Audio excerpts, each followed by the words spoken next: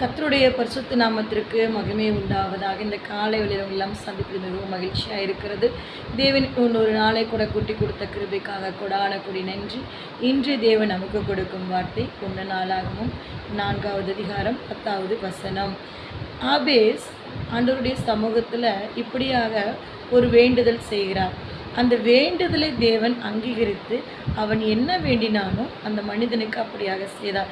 நாமும் இந்த வேண்டுதலை நம்ம ஒவ்வொரு நாளும் நம்முடைய ஜெபத்தில் ஆண்டவர் சமூகத்தில் கேட்கும்போது அந்த ஆசீர்வாதத்துக்கு தேவன் தர வல்லவராக இருக்கிறார்.